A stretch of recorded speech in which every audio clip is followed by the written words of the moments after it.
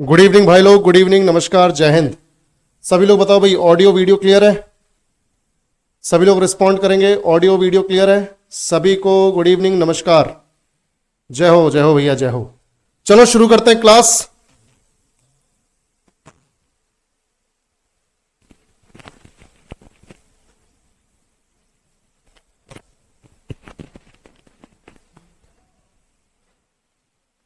चलो बहुत बढ़िया, बहुत बढ़िया, सब कुछ क्लियर है तो शुरू करते हैं। तो बेटा कल तुम्हारा टेस्ट हुआ था, 15 क्वेश्चन का टेस्ट हुआ था। जो टॉपिक्स हमने पढ़े थे एटीएम के, जैसे हमारा पूरा का पूरा प्रोसेस आप सब जानते हैं कि हमारी मंडे टू थर्सडे क्लासेस होती हैं, और अगर बाई चांस एक आधी क्लास कोई मिस भी होगी तो जो भी जितनी भी क्लासेस हुई है उसका टेस्ट तो होता है आपका थर्सडे को, और फ्राइडे को उसका होता है डिस्कशन। तो वो जो 15 क्वेश्चन मैंने आपको टेस्ट में दिए थे, जो हमने ऑलरेडी कवर कर लिए थे, तो वो सबको समझ में आए थे कि नहीं? जल्दी बताओ सभी लोग, टेस्ट अटेम्प्ट कर पाए बढ़िया से? कितने क्वेश्चंस गलत कर दिए, कितने सही कर दिए? सभी को गुड इवनिंग, नमस्कार। माही बाबू प्रणाम, बस बंद कर दो स्पैम बाबू। चलो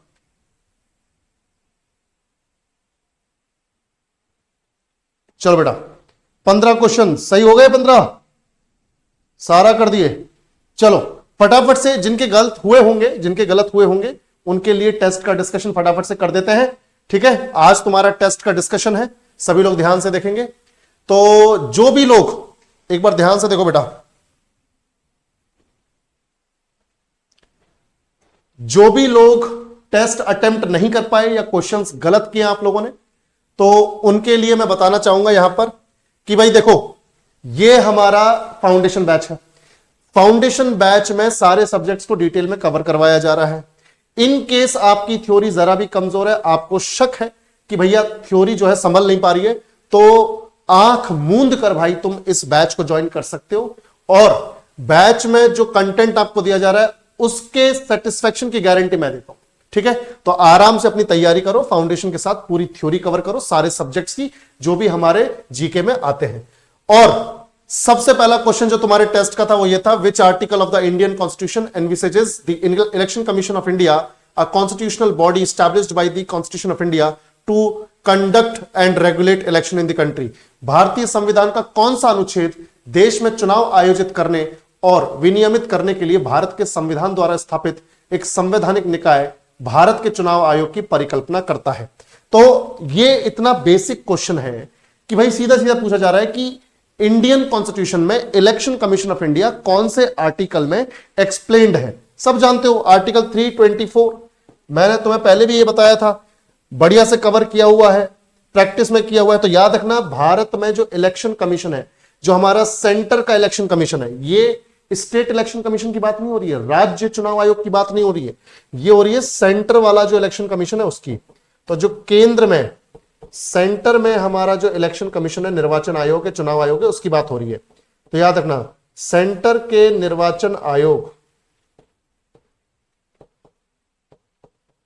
ठीक है, यानी केंद्र में जो हमारा चुनाव आयोग है उसकी बात हो रही है। और आप सब जानते हैं कि उसको संविधान में आर्टिकल 324 में डाला गया है। और मैंने तुम्हें यह भी बताया था कि ये जो सेंट्रल इलेक्शन कमीशन है, ये रिस्पॉन्सिबल है 4 तरह के इलेक्शंस कंडक्ट करवाने के लिए। 4 तरह के कौन कौन से इलेक्शन है? एक तो लोकसभा एंड राज्यसभा यानी पार्लियामेंट के इलेक्शंस। दूसरा, राज्यों की विधानसभा के चुनाव। 28 लेजिस्लेटिव असेंबलीज अपने पास, 2 यूटीज की है, पुडुचेरी और अपना दिल्ली, और अभी एक और जुड़ गई है, जम्मू एंड कश्मीर। तो टोटल 31 क्षेत्रों के इलेक्शन करवाने के लिए, यानी विधानसभाओं के चुनाव करवाने के लिए रिस्पॉन्सिबल है। विधानसभा यानी कि state legislative assembly, state legislative assembly, ठीक है भाई, स्टेट लेजिस्लेटिव असेंबली। और तीसरा मैंने बताया था कि प्रेसिडेंट यानी हमारे जो राष्ट्रपति हैं, प्रेसिडेंट जो है राष्ट्रपति, उनके भी ऑफिस का चुनाव करवाते हैं। और दूसरा, वाइस प्रेसिडेंट, उपराष्ट्रपति, वाइस प्रेसिडेंट, तो इनके भी चुनाव को करवाते हैं। तो बेसिकली लोकसभा एंड राज्यसभा, विधानसभा सारे स्टेट्स की, और 3 यूटीज की, प्रेसिडेंट और वाइस प्रेसिडेंट, इन चारों जगहों के इलेक्शन को फ्री एंड फेयर तरीके से हमारा इलेक्शन कमीशन कंडक्ट करवाता है। Second question, when was the Indian election commission setup? भारतीय चुनाव आयोग की स्थापना कब हुई थी? सभी लोग जवाब देंगे जल्दी से। सभी को गुड इवनिंग, नमस्कार, जय हिंद। आज टेस्ट का डिस्कशन हो रहा है, सभी लोग ध्यान से फोकस करेंगे इधर पे। और ये मत सोचना कि सर हमें तो आता ही है तो हम तो क्या ही करेंगे। बेटा ये रिवीजन के तौर पे लो, ताकि जो चीज तुमने 2-3 दिन पहले पढ़ी थी वो दोबारा रिकॉल हो जाए और लंबे टाइम तक टिकी रहे। बताओ इलेक्शन कमीशन कब सेटअप हुआ? बहुत बढ़िया, 25 जनवरी 1950। 25 जनवरी 1950। और मैं आप सबको बता देना चाहता हूं कि इलेक्शन कमीशन की स्थापना जो 25 जनवरी 1950 को हुई थी, तो आप सबको पता होना चाहिए कि जो पहले चीफ इलेक्शन कमिश्नर बने थे, फर्स्ट चीफ इलेक्शन कमिश्नर बने थे प्रमुख चुनाव आयुक्त या मुख्य चुनाव आयुक्त जो बने थे पहले, उनका नाम कोई बता सकता है क्या? मुख्य चुनाव आयुक्त जो पहले बने थे, बताओ भाई। भाई हमारा अगर इलेक्शन कमीशन 25 जनवरी 1950 को बना है तो हमारे पहले चुनाव आयुक्त, मुख्य चुनाव आयुक्त कौन थे? सुकुमार सेन। बहुत बढ़िया, सुकुमार सेन, है ना? सुकुमार सेन 1950 से लेकर 1958 तक वो इस पद पर रहे। और एक चीज याद रखना बेटा, एक चीज याद रखना कि ये जो फर्स्ट इलेक्शन कमीशन हमारा बना था 25 जनवरी 1950 को, जो हमारा इलेक्शन कमीशन बना है, आज इस दिन को हम नेशनल वोटर्स डे के तौर पर सेलिब्रेट करते हैं। National voters day, national voters day, राष्ट्रीय मतदाता दिवस। अब मजे की बात यह है कि अगर तुम यह बता सको कि कब से हम इसे नेशनल वोटर्स डे सेलिब्रेट कर रहे हैं भाई, कब से? When did we start celebrating 25 January the national voters day? बताओ कब हमने इसको सेलिब्रेट करना शुरू किया, राष्ट्रीय मतदाता दिवस? गूगल देख के मत बताना यार, आता है तो बताओ। ये एक नया फैक्ट है, बढ़िया फैक्ट है। राष्ट्रीय मतदाता दिवस पहली बार कब मनाया गया था, कब से शुरू किया गया? ये एक नया फैक्ट बता रहा हूं तुम्हें। यहां देखो, टेस्ट के डिस्कशन में कई बार नए फैक्ट्स निकल जाते हैं। ये पहले डिस्कस नहीं किया हमने, ये तो डिस्कस किया कि 25 जनवरी को राष्ट्रीय मतदाता दिवस मनाते हैं या नेशनल वोटर्स डे मनाते हैं, पर ये पहली बार कब मनाना शुरू किया, ये सवाल फंस गया तो बेटा अटक जाओगे। नहीं नहीं नहीं नहीं, 1952 में नहीं बेटा, 1952 में नहीं, मैं बता देता हूं। 2011 से हमने शुरू किया है 25 जनवरी को नेशनल वोटर्स डे मनाना। तो याद रखना, राष्ट्रीय मतदाता दिवस हम कब से मना रहे हैं? 2011 से। तो 25 जनवरी 2011 से वी स्टार्टेड सेलिब्रेटिंग 25 जैन 1950, मतलब basically 25 Jan as national voters day. Clear? चलो 2011 से, बहुत बढ़िया। तो ये याद रखना बेटा, ऐसी जानकारी तुम्हें ऐसे एक्स्ट्रा सेशन में मिल जाती है। Next, when was the none of the above NOTA option first use in assembly election in India? Bharat में विधानसभा चुनाव में उपरोक्त में से कोई नहीं विकल्प का पहली बार उपयोग कब किया गया था? बताओ कौन से ईयर में, कौन से मंथ में, जल्दी बताओ। सभी लोग बताएंगे बेटा। ये हमने डिस्कस तो किया था, ये डिस्कस किया था, मुझे याद है हम लोगों ने डिस्कस किया था। बहुत बढ़िया, बहुत बढ़िया। तो 2013, नवंबर 2013 में, नवंबर 2013 में हम लोगों ने नोटा वाला ऑप्शन पहली बार देखा इलेक्ट्रॉनिक वोटिंग मशीन में, ईवीएम्स में। बेसिकली हुआ ये कि सुप्रीम कोर्ट ने ये बोला, बच्चों ध्यान से सुनना मेरी बात, सुप्रीम कोर्ट ने सितंबर के महीने में, सितंबर 2013 में सुप्रीम कोर्ट ने ये बोला इलेक्शन कमीशन को कि भाई देखो, जरूरी नहीं कि जो लोग कैंडिडेट्स के तौर पे खड़े हुए चुनाव लड़ने के लिए वो जनता को पसंद आए, सारे में से कोई भी। ऐसा भी तो हो सकता है कि जनता को कोई भी पसंद ना हो जो कैंडिडेट चुनाव में खड़े हो रहे हैं। अब अगर कोई हम नोटा वाला ऑप्शन नहीं डालेंगे कि नन ऑफ द अबव, इनमें से कोई नहीं, ये ऑप्शन नहीं डालेंगे तो जनता को मजबूरन किसी एक को तो चुनना पड़ेगा। तो ऐसा करो, ये ऑप्शन भी डालो कि जनता किसी को भी वोट नहीं डालना चाहती। ठीक है, जनता जाए और उन्हें लगता है कि भाई हमें तो कोई भी काबिल नहीं लगता, तो वो नन ऑफ द अबव यानी नोटा दबा दे, किसी को वोट कास्ट नहीं होगा। तो भाई आखिर में फिर सुप्रीम कोर्ट ने इस पर एक्शन लिया। तो सुप्रीम कोर्ट के कहने पर, सुप्रीम कोर्ट के कहने पर इलेक्शन कमीशन ने,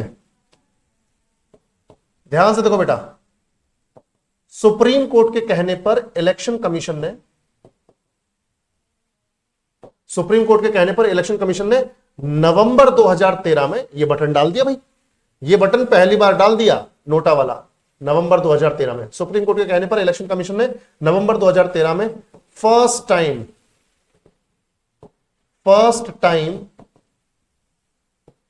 नोटा का यूज किया। अब बात यह कि सर कौन से इलेक्शंस में किया, किसी ना किसी इलेक्शन में किया होगा।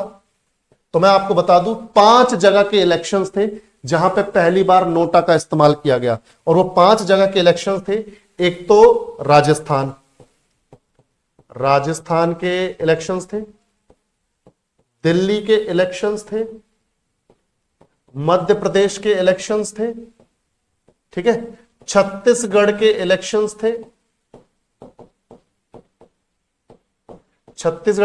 थे, और मिजोरम के इलेक्शंस थे। जब इन 5 के इलेक्शंस थे तो उस वक्त 2013 में, नवंबर 2013 में पहली बार इस्तेमाल किया गया। ठीक है भाई, बिल्कुल। तो नहीं बेटा, इससे देखो कुणाल का एक सवाल है कि सर जब वोट देना ही नहीं किसी नेता को तो जाना ही क्यों।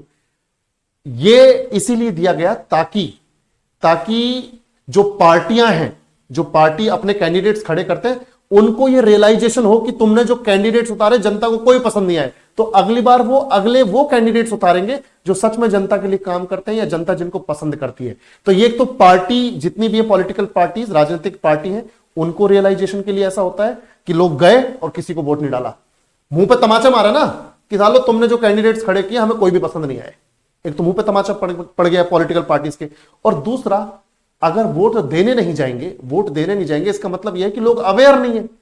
भाई राइट टू वोट आपके पास बहुत ताकतवर अधिकार है, आप उसका इस्तेमाल इसलिए करो ना कि डाल के आओ वोट, किसी को मत डालो जो पसंद नहीं आ रहा, मत डालो वोट, ताकि पॉलिटिकल पार्टीज अवेयर हो जाए कि भाई ऐसे आलतू फालतू कैंडिडेट्स को वोट नहीं मिलेगा, हम नहीं जीत पाएंगे। तो ढंग के कैंडिडेट्स उतारेंगे जो रियल में काम करे, जनता जिन्हें पसंद करे, इसलिए नोटा का इस्तेमाल किया जाता है।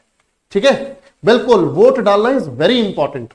ठीक है, चलो नवंबर 2013 में ये नोटा का ऑप्शन आया है। चलो next question, what is term of office of the chief election commissioner of India. बताओ बेटा, जल्दी बताओ, chief election commissioner of India का टेन्योर कितना होता है। मैंने तुम्हें बताया था, सभी लोग बताएंगे जल्दी से।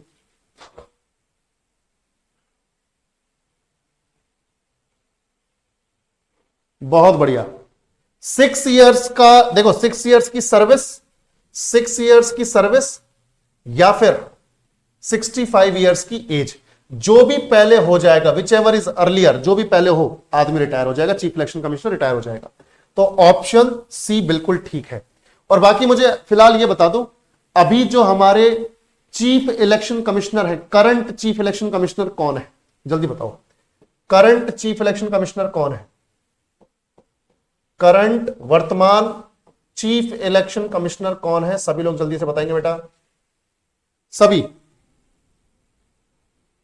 कुमार शेखर बोल रहे राजीव, अरे राजीव पूरा नाम लो बे, राजीव तेरा दोस्त है क्या राजीव, बदमाशी नहीं मित्र, बदमाशी नहीं, राजीव कुमार, बिल्कुल राजीव कुमार। तो राजीव कुमार जो है वो हमारे फिलहाल चीफ इलेक्शन कमिश्नर। ठीक है, चलो बहुत बढ़िया, आगे बढ़ते हैं। Next question, in which of the following states the electronic voting machines EVMs were used for the first time in India. Bharat में निम्नलिखित में से किस राज्य में पहली बार इलेक्ट्रॉनिक वोटिंग मशीन का उपयोग किया गया था। चलो बेटा जल्दी बताओ, ये डिस्कस किया था हम लोगों ने, गलत नहीं होना चाहिए।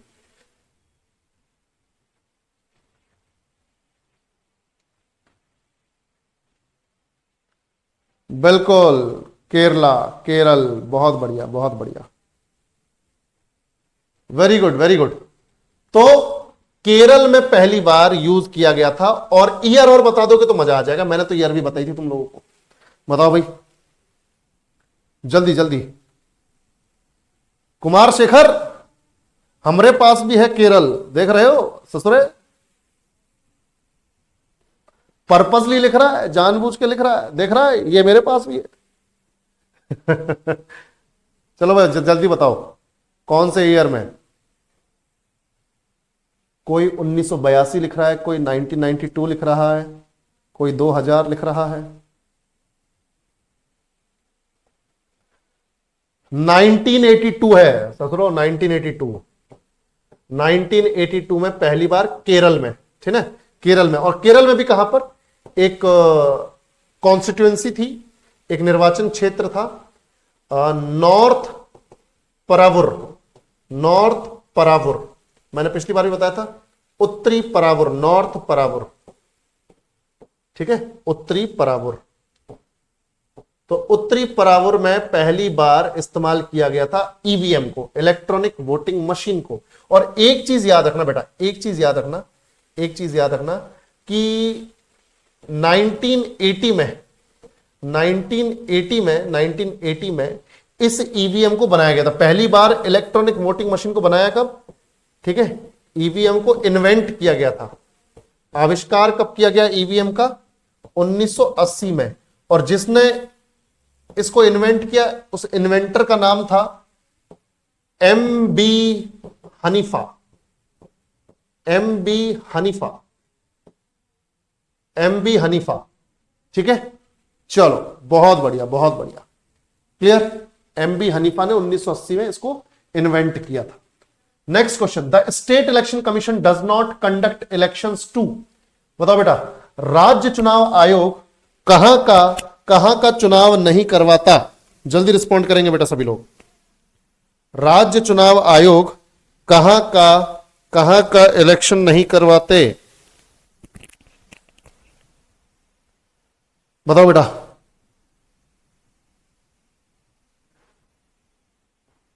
बिल्कुल, राज्य चुनाव आयोग स्टेट लेजिस्लेटिव असेंबली, राज्य विधानसभाओं के इलेक्शन नहीं करवाते, है ना। मैंने तुम्हें बताया था कि पंचायत और म्युनिसिपैलिटी के लिए हर स्टेट में स्टेट इलेक्शन कमीशन होता है।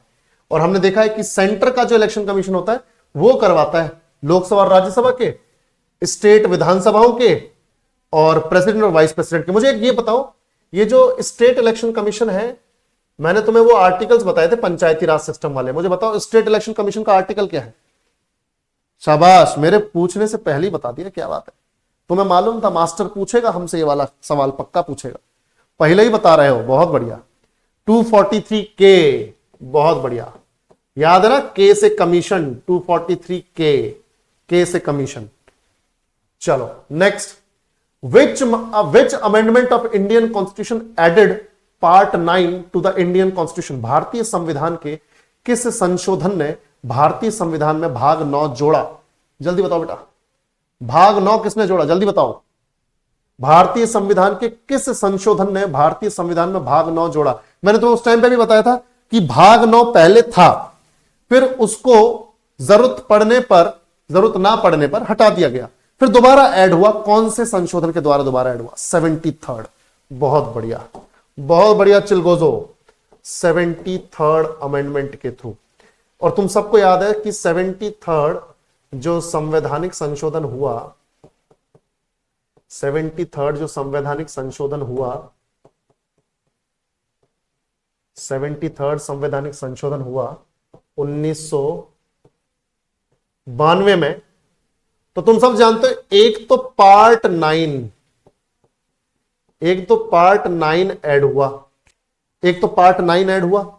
दूसरा आर्टिकल कहां से कहां तक, 243 से 243 ओ तक ऐड हुए, 243 से 243 ओ तक ऐड हुए, क्लियर। और मैंने तुम्हें यह भी बताया था कि इसी संशोधन से शेड्यूल 11 ऐड हुआ था, 11वां शेड्यूल 11 ऐड हुआ था, यानी 11वीं अनुसूची, है ना भाई। शेड्यूल का मतलब अनुसूची, 11वीं अनुसूची ऐड हुई, ठीक है, 11th शेड्यूल ऐड हुआ। और मैंने तुम्हें बताया था कि इसमें पंचायती राज व्यवस्था को या पंचायती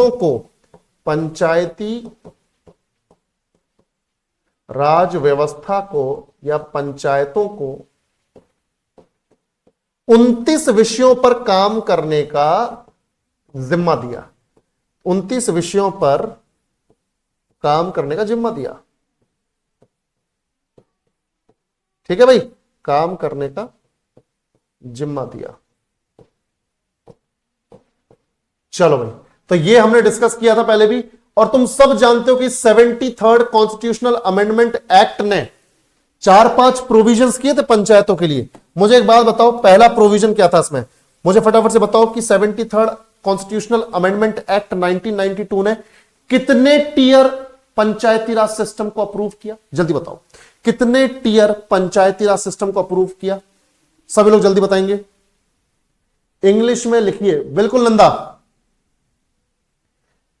3 टीयर, 3 टीयर, बहुत बढ़िया। ठीक है भाई, तो 3 टीयर, तो 3 टीयर पंचायती राज सिस्टम को इंट्रोड्यूस किया इस अमेंडमेंट के थ्रू। अच्छा मुझे एक बात बताओ, 2 टीयर कब होगा? जल्दी बताओ, 2 टीयर कब होगा? 20 लाख से ज्यादा पॉपुलेशन होगी, 20 लाख से ज्यादा पॉपुलेशन होगी किसी इलाके में, किसी स्टेट में, बेसिकली किसी स्टेट में अगर 20 लाख से ज्यादा है पॉपुलेशन, ठीक है, 20 लाख से ज्यादा है तो कितना हो जाएगा? 20 लाख से ज्यादा है तो 3 टीयर, और 20 लाख से कम है तो 2 टीयर। बहुत बढ़िया, बहुत बढ़िया, बहुत बढ़िया। चलो अब देखो, फर्स्ट, उसके बाद सेकंड पॉइंट था पंचायत का टेन्योर बताओ कितने साल का डिसाइड किया गया? पंचायत का टेन्योर कितने साल का डिसाइड किया गया? पंचायत का टेन्योर कितने साल का डिसाइड किया गया? सभी लोग जल्दी से रिस्पॉन्ड करेंगे। पूरा का पूरा रिवीजन कर रहे हैं हम 73rd constitution amendment act, 5 years का। बहुत बढ़िया, 5 इयर्स का पंचायत का टेन्योर। अच्छा जल्दी से बताओ, अगर कोई पंचायत या कोई ग्राम पंचायत, मान लो कोई गांव की पंचायत है, वो 2 साल में ही डिसॉल्व हो गई, 2 साल में ही डिसॉल्व हो गई, और पूरे स्टेट में इलेक्शन होने हैं 5 साल के बाद, यानी मान लो आज इलेक्शन हुए पंचायत के, 5 साल के लिए हुए, अब ये 5 साल बाद होंगे अब पूरे राज्य में, पर कोई पंचायत है जो 2 साल में ही डिसॉल्व हो गई, तो कितने महीनों के अंदर उस पर्टिकुलर पंचायत के इलेक्शन करवाने पड़ेंगे? जल्दी बताओ, कितने महीने के अंदर इलेक्शन करवाने पड़ेंगे इन केस ऑफ डिसोल्यूशन? है ना भाई, पंचायत भंग होने की स्थिति में, है ना, पंचायत डिसॉल्व होने की सिचुएशन में, पंचायत भंग होने की स्थिति में विद इन 6 मंथ्स इलेक्शंस होने चाहिए, विद इन 6 मंथ्स इलेक्शन होने चाहिए। उस पर्टिकुलर पंचायत के लिए होगा, पूरे स्टेट में नहीं।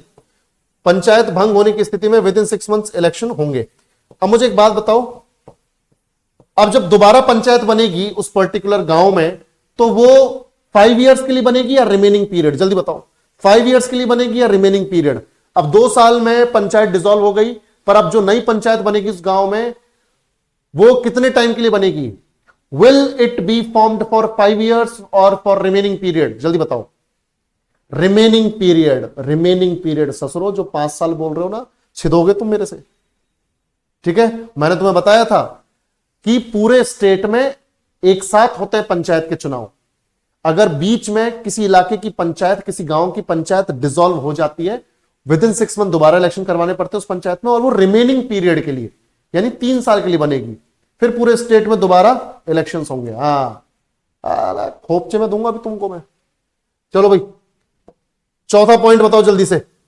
मुझे बताओ कि रिजर्वेशन का क्या स्टेटस है? जल्दी बताओ, रिजर्वेशन के लिए क्या स्टेटस है? महिलाओं के लिए कितना स्टेटस? जल्दी, महिलाओं के लिए क्या स्टेटस है रिजर्वेशन का? महिलाओं के लिए पंचायत में 3 हमारे 3 टीयर पंचायत है ना, तो ग्राम पंचायत, ब्लॉक के लेवल पे पंचायत समिति, और डिस्ट्रिक्ट के लेवल पे जिला पंचायत, तीनों लेवल्स पर महिलाओं को कितना परसेंट? हाँ शाबाश, 33%, यानी 1/3 सीट्स रिजर्व की गई हैं तीनों लेवल्स पे विमेन के लिए। बहुत बढ़िया, विमेन के लिए। SC ST के लिए क्या स्टेटस है? जल्दी बताओ, ST SC के लिए क्या स्टेटस है? ST SC के लिए क्या स्टेटस है? फिक्स है कि पॉपुलेशन पे डिपेंड करेगा? फिक्स है कि पॉपुलेशन के, हाँ जल्दी बताओ, फिक्स है कि पॉपुलेशन पे? बिल्कुल, पॉपुलेशन पे डिपेंड करेगा, पॉपुलेशन के ऊपर डिपेंड करेगा। और व्हाट अबाउट ओबीसी? ओबीसी का बताओ भाई, ओबीसी का रिजर्वेशन का क्या स्टेटस है? ओबीसी का रिजर्वेशन, ओबीसी कम्युनिटीज को किसी स्टेट में रिजर्वेशन मिलेगा पंचायत के इलेक्शन में कि नहीं, ये कौन डिसाइड करता है? ये कौन डिसाइड करता है? ओबीसी का कौन डिसाइड करता है? ओबीसी का कौन डिसाइड करता है मिलेगा या नहीं मिलेगा? नहीं, ये मत बोलो कि नो रिजर्वेशन, ये बताओ कि ओबीसी के लिए कौन डिसाइड करता है? स्टेट डिसाइड करता है किसी स्टेट में ओबीसी कम्युनिटीज को भी रिजर्वेशन मिला हुआ, किसी में नहीं मिला, तो स्टेट के ऊपर डिपेंड करता है। स्टेट डिसाइड करता है, राज्य सरकार डिसाइड करती है। चलो बहुत बढ़िया, यानी ओबीसी के लिए कुछ भी फिक्स नहीं है। और लास्ट मुझे बताओ, पंचायत बनाने के लिए क्या जरूरी है किसी गांव में? मैंने बताया था पंचायत कब बनेगी किसी गांव में, जब ग्राम सभा होगी। और ग्राम सभा में कितने रजिस्टर्ड वोटर होने चाहिए गांव में? गांव के अंदर ग्राम सभा तभी बनेगी जब कम से कम कितने वोटर्स हों? जल्दी बताओ, कम से कम कितने वोटर्स? पूरा डिस्कस कर लिया हम लोगों ने। कम से कम कितने वोटर्स? 200। वेरी गुड, कम से कम 200। 200 से ऊपर हो कोई दिक्कत नहीं, पर 200 कम से कम होने चाहिए। ठीक है, तो ग्राम सभा याद रखना, ईच विलेज मस्ट हैव ग्राम सभा। और ग्राम सभा का मतलब है 200 वोटर्स, एटलीस्ट 200 वोटर्स। और मुझे एक बात बताओ कि अगर किसी गांव में 200 से कम लोग हैं, क्या वहां पे ग्राम पंचायत बनेगी? जल्दी से बताओ, अगर किसी गांव में 200 से कम लोग हैं, ग्राम पंचायत बनेगी क्या? यस और नो, यस और नो, जल्दी बताओ। नहीं बनेगी, नहीं बनेगी। ठीक है, और अगर नहीं बनेगी तो फिर क्या होगा? उस गांव का क्या होगा? जल्दी बताओ। नहीं बनेगी तो क्या होगा? नहीं बनेगी तो क्या होगा? नहीं बनेगी तो क्या होगा? मर्जर होगा। कोई गांव जो अगल बगल का गांव है जिसमें पंचायत है, उसके साथ मर्ज कर दिया जाएगा। बिल्कुल मर्ज कर दिया जाएगा। बहुत बढ़िया। तो बेटा ये तुमने पूरा डिस्कस कर लिया, मतलब तुम्हें सब कुछ आता था। बहुत बढ़िया, बहुत जबरदस्त। Next question, which among the following articles of Indian constitution is related to Gram Sabha? अब बताओ भाई, पूरे के पूरे आर्टिकल्स क्लास में याद करवाए थे। मैंने तुम्हें बताया था 243 में तो डेफिनेशंस, 243A में, 243A में ग्राम सभा, 243A में ग्राम सभा होती है। याद है ना? 243 में डेफिनेशंस, 243A में ग्राम सभा, क्योंकि ग्राम सभा है तो 243B में यानी ग्राम पंचायत बनेगी। और फिर C में बनेगी तो स्ट्रक्चर कैसा होगा, उसकी संरचना कैसी होगी। चलो बहुत बढ़िया, तो ये हम सबने पढ़ा था। Next, each gram panchayat is represented by how many sarpanch? जल्दी बताओ, प्रत्येक ग्राम पंचायत का प्रतिनिधित्व कितने सरपंच करते हैं? जल्दी रिस्पॉन्ड करेंगे सभी लोग। एक, 2, 3, 4, कितने सरपंच होते हैं? साला सबको मालूम है, बच्चे को मालूम है कि भाई एक पूरी पंचायत में एक ही सरपंच होगा, दो सरपंच थोड़ी घूम रहे होंगे। और तुमने वैसे भी पंचायत वेब सीरीज देखी है ना भाई? प्रधान जी लौकी लेके आ रहे हैं सचिव जी के लिए, क्यों भाई? बिल्कुल एक ही होता है, एक ही सरपंच होगा। ठीक है, चलो भाई। The panchayati raj system was first implemented in which state of India? Panchayati raj व्यवस्था सबसे पहले भारत के किस राज्य में लागू की गई थी? जल्दी बताओ, जल्दी जल्दी जल्दी। पंच एक से ज्यादा हो सकते हैं, ठीक है? सरपंच एक होगा, पंच ऑब्वियस सी बात है एक से ज्यादा हो सकते हैं। ठीक है, 4 भी हो सकते हैं, 3 भी हो सकते हैं, 2 भी हो सकते हैं, 5 भी हो सकते हैं, 6 भी हो सकते हैं। चलो, तो सबसे पहले राजस्थान में कौन से जिले में? बताओ जल्दी, राजस्थान में कौन से जिले में? नागौर डिस्ट्रिक्ट में, नागौर जिले में, है ना भाई? नागौर जिला। और नागौर जिले में मैंने तुम्हें गांव का नाम भी बताया था, नागौर जिले में गांव का नाम भी बताया था। कोई गांव का नाम बता दे तो मजा आ जाएगा। गांव का नाम बताओ भाई जल्दी, हम जब तक पानी पी लें तुम गांव का नाम बताओ। सर आपका स्टेट? बिल्कुल हमारा स्टेट है राजस्थान।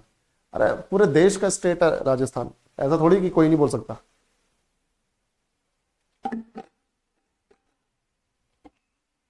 बताओ। बगदरी, बहुत बढ़िया। घनघोर, अंकित बाबू कहां बोल रहे हो ये सब? ठीक है, नागौर जिले में बगदरी गांव, बगदरी गांव है। ठीक है, चलो नेक्स्ट। अच्छा ये भी बताओ, ये कब हुआ था?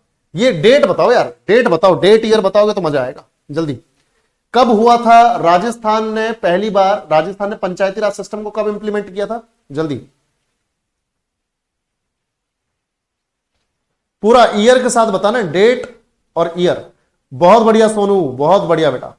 2 अक्टूबर, अबे गांधी जयंती पर ही तो किया था। 2 अक्टूबर 1959, 2 अक्टूबर 1959। और सेकंड स्टेट कौन बना था ये भी बता दो, सेकंड स्टेट कौन बना था, सेकंड स्टेट कौन बना था 11 अक्टूबर को। 11 अक्टूबर 1959 को सेकंड स्टेट कौन सा बना जिसने पंचायती राज सिस्टम अपनाया राजस्थान के बाद? जल्दी। आंध्र प्रदेश। बहुत बढ़िया रजत बाबू, बहुत बढ़िया दीप नारायण, निखिल, शाबाश। तो आंध्र प्रदेश, आंध्र प्रदेश 9 दिन बाद ही, राजस्थान के 9 दिन बाद ही इसने अपना लिया था। चलो next. Who among the following was the longest serving attorney general of India? Option के साथ में मुझे वो टेन्योर भी बताओ उनका, कब से लेके कब तक, कौन से ईयर से कौन से ईयर तक थे वो longest serving attorney general of India? जल्दी। सोनू सी के दफ्तर ही नहीं थे भाई, सी के दफ्तर ही नहीं थे।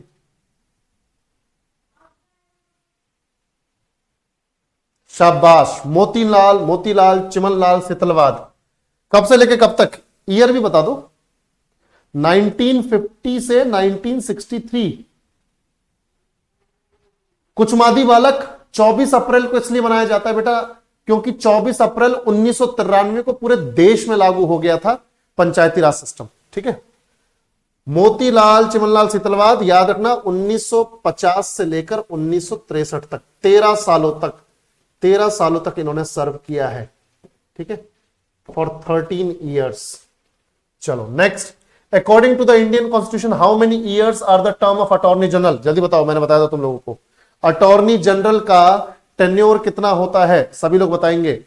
अटॉर्नी जनरल का टेन्योर कितना होता है, सभी लोग बताएंगे। शाबाश,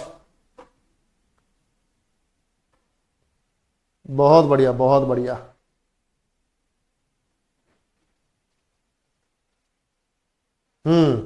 ठीक है, ठीक है।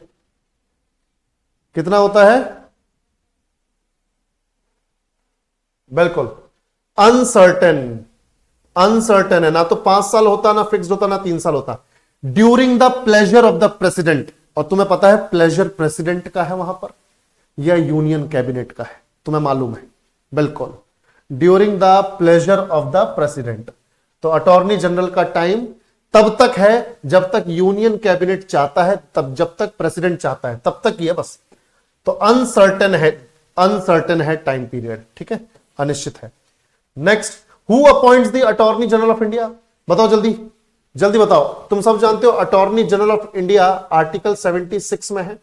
ठीक है, और मैंने तुम्हें बताया था अटॉर्नी जनरल क्या है? भारत सरकार के वकील हैं, chief legal adviser to the Indian government, है ना भाई? भारत सरकार के वकील हैं। बिल्कुल, प्रेसिडेंट अपॉइंट करते हैं अटॉर्नी जनरल ऑफ इंडिया को on the recommendation of union cabinet. और हमने यहां पर भी क्या पढ़ा? हमने यहां पे भी पढ़ा, बिल्कुल जब तक प्रेसिडेंट चाहते हैं तब तक रहेंगे, यूनियन कैबिनेट जब तक चाहता है तब तक रहेंगे पद पर। तो याद रखना प्रेसिडेंट इनको अपॉइंट करते हैं, नियुक्त करते हैं on the recommendation of union cabinet, केंद्रीय कैबिनेट की सिफारिश पर। Which law officer has the right to speak in both houses of parliament? बताओ भाई, पढ़ा था हम लोगों ने। कौन से विधि अधिकारी को संसद के दोनों सदनों में बोलने का अधिकार है? आप जानते हैं सभी लोग। बिल्कुल, attorney general of India, D, attorney general of India. और मैंने तुम्हें बताया था ये इनकी यहां पे पावर्स थी, यहां पे इनकी पावर्स थी, तुम सब जानते हो 3 पावर्स थी। मैंने बताया था कि एक तो ये किसी भी कोर्ट में, भारत के किसी भी कोर्ट में किसी भी केस की सुनवाई को अटेंड कर सकते हैं। तो किसी भी कोर्ट में केस की सुनवाई को अटेंड कर सकते हैं, है ना? किसी भी केस की सुनवाई को अटेंड कर सकते हैं भारत के किसी भी कोर्ट में। तो ये इनकी पास पावर है। दूसरा एक पावर क्या थी कि ये लोकसभा और राज्यसभा में अपना पॉइंट ऑफ व्यू रख सकते हैं, वोट नहीं डाल सकते, पॉइंट ऑफ व्यू रख सकते हैं। तो पार्लियामेंट में डिफरेंट एक्टिविटीज में पार्टिसिपेट कर सकते हैं, सिर्फ वोट नहीं डाल सकते। डिफरेंट एक्टिविटीज में पार्टिसिपेट कर सकते हैं, अपना मत रख सकते हैं, पर वोट नहीं डाल सकते। वो एमपी जो सांसद हैं वही डालेंगे। तो पार्लियामेंट में डिफरेंट एक्टिविटीज में पार्टिसिपेट करते हैं। और तीसरा मैंने तुम लोगों को बताया था कि प्राइवेट प्रैक्टिस भी कर सकते हैं। सरकार के वकील तो हैं, सरकार के वकील तो हैं, पर सरकार की कोई जो डेट आती है, एक आधा आती है, तो बाकी महीने खाली थोड़ी बैठेंगे, अपना प्राइवेट प्रैक्टिस भी करते रहे। प्राइवेट में चाहे करोड़ों कमा रहे हैं, ठीक है, तो प्राइवेट प्रैक्टिस भी करते रहे और हमारे सरकार से भी पैसे लेते रहे, तो प्राइवेट प्रैक्टिस अलाउड है। तो ये इनकी पावर है, हम लोगों ने डिस्कस की थी। चलो next, who is the highest law officer of the government of India? Bharat सरकार का सर्वोच्च विधि अधिकारी, यानी भारत सरकार का सर्वोच्च विधि अधिकारी कौन है? Attorney general. उससे बड़ा कोई वकील ही नहीं है भारत सरकार में। भारत सरकार का सबसे बड़ा वकील यही है, भारत के attorney general, attorney general of India. Current में कौन है, जल्दी बताओ, करंट में कौन है? करंट अटॉर्नी जनरल कौन है? सभी लोग बताएंगे जल्दी से, करंट अटॉर्नी जनरल कौन है? बताओ बताओ, करंट एजीआई कौन है? बताया था मैंने। अरे नहीं कुणाल बाबू, सीएजी मत बताओ, सीएजी बता रहे हो तुम लोग। हेलो, अब तुम ऑनलाइन ही छद जाओगे मेरे से। अरे वो सीएजी है संजय मूर्ति भाई, वो कल पढ़ा है हम लोगों ने। दिमाग हिल गया है या भेड़ चाल में चल रहे हो सब?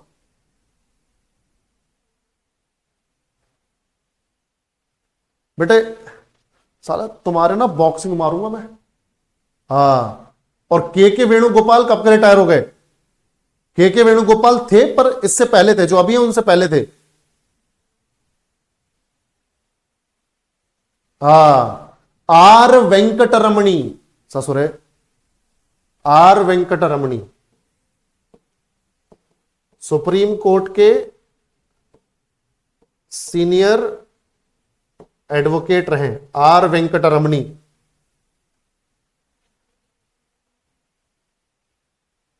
अब वो एक बात बताओ, फर्स्ट एजीआई तो तुम्हें पता चली गया, यहां पे करंट हमने देख ही लिया, ठीक है। चलो, तो इस तरीके से हमारा टेस्ट का डिस्कशन हो गया है पूरा। अब कल तो तुम्हारी एटीएम की क्लास होगी नहीं, ठीक है, संडे को भी नहीं होगी, पर मैं आप सबको बताना चाहता हूं कि कल मैं लेकर आ रहा हूं सुबह हमारे एएलपी में जो सवाल हुए हैं, ठीक है, जीके के, वो सवाल लेके आ रहा हूं। कल पार्ट 1 आएगा, परसों पार्ट 2 आएगा। सब लोग तैयार रहना, सब लोग तैयार रहना पार्ट 1 के लिए। सुबह 8 बजे कल एनटीपीसी की क्लास जो है वहां पे नहीं जाएगी, यूट्यूब पर 8 बजे। एनटीपीसी की मंडे को जाएगी। कल और परसों मैं पेपर करवाऊंगा जो एएलपी में आए बढ़िया क्वेश्चंस, ठीक है। तो तुम्हें पता चल जाएगा टेक्नीशियन के लिए या एनटीपीसी में जब आएगा तब, और अभी आरपीएफ चल रहा है तो कैसे क्वेश्चंस आ रहे हैं, उसी हिसाब से अपने आप को मोल्ड कर लो, ठीक है। हम भी कर चुके हैं, तुम भी कर लो, उसी हिसाब से तुम्हें पढ़ाया जाएगा आपसे, ठीक है। चलो भाई,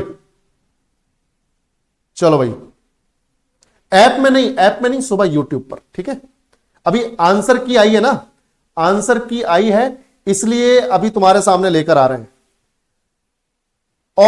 और ऐसा करेंगे, ऐप में भी डलवा देंगे, यूट्यूब पर तो चलवाएंगे ही, उसको ऐप में भी डलवा देंगे, ठीक है। मतलब सेम टाइम पे नहीं, ऐप में भी डलवा देंगे, लिंक डलवा के फोल्डर बना दूंगा अलग से, तो उनको देख लेना जब भी मन करे, ठीक है भाई। चलो मिलते हैं। नहीं नहीं, मैराथन नहीं है, पर हाँ क्लास चल सकती है, 2-2.5 घंटे चल सकती है, ठीक है।